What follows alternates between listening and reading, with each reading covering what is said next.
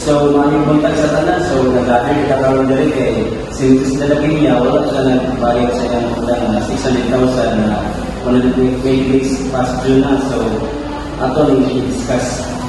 Ato na, dugay na kayo siya walay bayad-bayad o based sa akong record, nagsula na siya o bilang Malaysian outlets.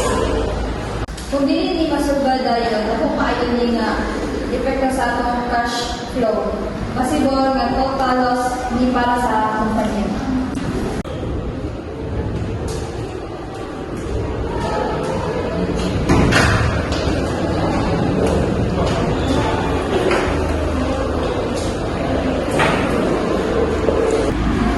Pasensya na po.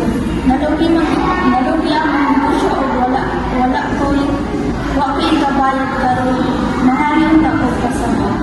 Sa imong pagpakita, madam, pero kailangan yun na makimanon na ang risiko kung saan mo mo pagbayad sa imong mga utang. Pwede yung mahayo ko o restructuring ay nunayan lang ako ang bayad matagulan. So, kung dili mi magkita sa akong klarong plano, pwede mi musulod ng idalasyon. Apila ng additional legal cost. Pwede tamutan sa restructuring pero pinahanglan o written agreement o first payment. Kung wala'y guarantee, mas maayo nga partial payment na lang sa karon kaysa wala dyan. Muatag ko 100,000 karon kung musunod ang monthly payment. Madam, ang among decision, structuring lang sa utang, pero kung bilhin mo mabayaran, magpadayon mo sa legal na buhaton. So, magandang po sa imong kasabutan para tumahan mo. Salamat kayo paningkamutan gyud nako nga matuman ang among sabot.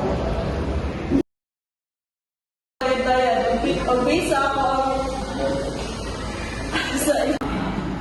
Pasensya na gyud.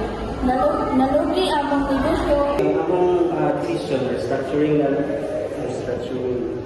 So, Nga partial payment na lang kaysa pasensya na gyud. Nalugi among negosyo.